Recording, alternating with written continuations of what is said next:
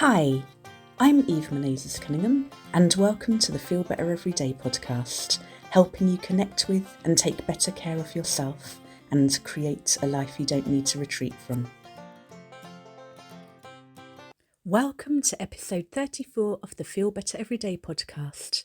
Today's guest is Athena Sayaka.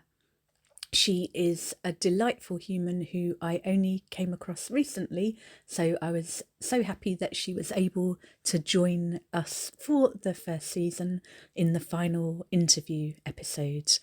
As you listen to her talking about co-regulating with nature, with herself, with friends and loved ones, I'd love for you to think about your own life and who you feel best able to co-regulate, and remember that nature and yourself, that highest, wisest, truest part of yourself, is a wonderful place to begin. We are all connected, and even with trauma recovery, where people struggle to depend on other people or open up to other people, you can open up with nature, you can open up with animals, you can open up with that divinity within yourself. So let me know how you get on and enjoy the episode. Welcome, Athena Sayaka. Thank you so much for joining me on the Feel Better Everyday podcast. Hi, Eve. Thanks for having me. And I was going to say I met you through, but I've literally just met you now. But I heard you and adored your talk as part of the Neurodivergent Entrepreneur Summit that I listened to just a few days ago. So I'm delighted because I'd said that the previous interview would be the last of this series, but your talk, your presentation fitted so well. I'm just so excited to hear what you're going to say about discipline and self-care, because it is self-care. What would you like to say about your work and what you're working on at the moment? Yeah. So as you said, I'm Athena Sayaka, and I specialize in co-creating supportive structures for neurodiverse beings. What I'm working on right now is what I think will become my kind of flagship product, which will be called Fortify. And it's really about like crafting a life that feels like home. Gorgeous. So that's what I'm working on at the moment. Everybody stay tuned. I have no idea what the timeline is Yeah. because I move on divine time. So Wonderful. And I'd love to hear what you would do if you had all the time in the world, all the space, all the energy, for an ideal morning routine. yeah, so I think about this all the time actually because I have experienced my ideal morning routine and it's about 4 hours long. Yeah, I love that. I so love it when people say that. It's not just me. Yeah, yeah. So I would say like ideally what happens is I do something that engages my body. I used to be really into burpees, which is just a silly thing to do first thing in the morning. But it's Uh, not, because you're burning off the excess cortisol. That's wonderful for yeah, anxiety. yeah. Yeah. So I'll engage the body. I want to engage the spirit, and so that looks different depending on the day, but that could be praying, it could be co-regulating with nature, just to Yeah. remember that I'm part of a web instead of an isolated being, you know. It could, I think gratitude even is a spiritual practice when you're just like, wow, I'm so grateful to be Yeah. alive. Um, just things like this. And then I would do something creative, like Mm. dancing or coloring or drawing, or writing. And then what else would be in my morning routine? I think that's it. And it's more just like that any one or all of those practices would expand to Yeah. however long I want it to feel. Yeah. Yeah. So not feeling rushed in it. So on those days where you are more rushed, or you're traveling, or you're not 100%, what would Mhm. your essential morning My practice look like? essential, Mhm.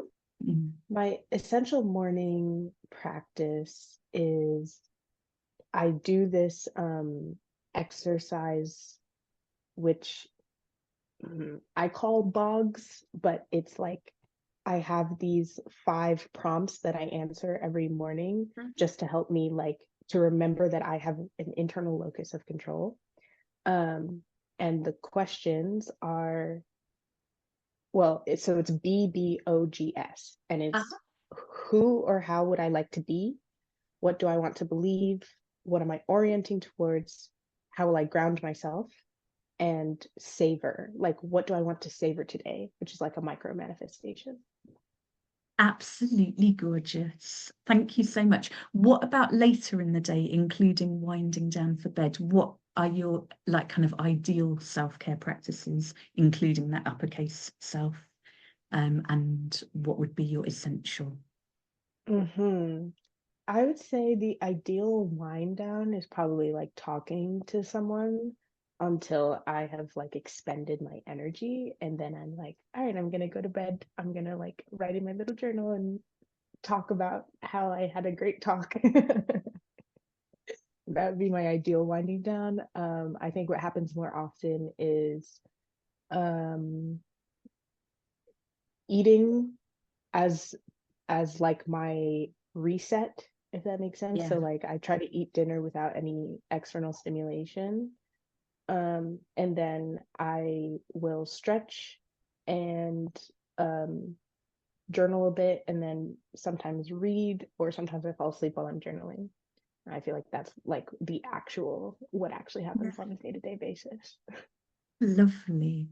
And if you could go back in time and send a younger Athena some love and some wisdom and some extra compassion, what advice would you be giving yourself?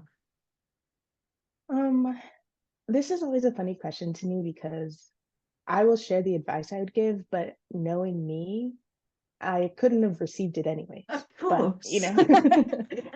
I'll share it. Yeah. It's a combination of like most things work out whether or not you are actively trying to work them out. And so just like you can relax. I think that's the biggest thing I would say to myself. Like you can relax because you're gonna get the thing that you want either way, or something even better, you know. So you might as well just Wonderful. relax through it. I love it. So thank you so much for joining me. I'm going to include all the information in the show notes, but for people who aren't reading them, where can they find you online? Yeah, so you can go to my website, Athena Sayaka. There you'll find like Is newsletter, that Instagram. .com? Oh yeah, sorry, Yeah. athenasayaka.com. Okay. And it'll be spelled out in the description box. Yeah. But yes, through the website, you'll find all the other things. I'd also encourage you to follow my YouTube, which is probably the platform I have the most fun on right now.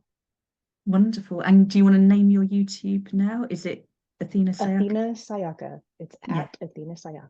Wonderful. Well, thanks again for joining me. And yeah, you've been delightful as I expected you to be.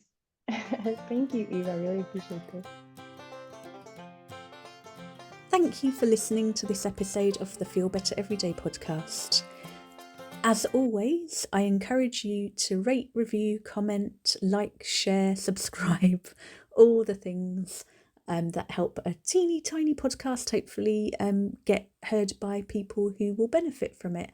I've really loved this process. This is the final interview of season 1, and I'm looking forward to recording all my learnings for next week's episode, and just have loved it. I hope you have too.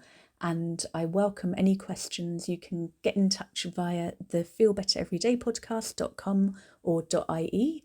And this episode, like all of them so far, has been produced by me, your host, Eve Menezes Cunningham. Enjoy and let me know how you got on and what else you might do for self-care to co-regulate for yourself, whether that's your highest self or with nature or with friends or any other of Athena's tips that you're taking on board.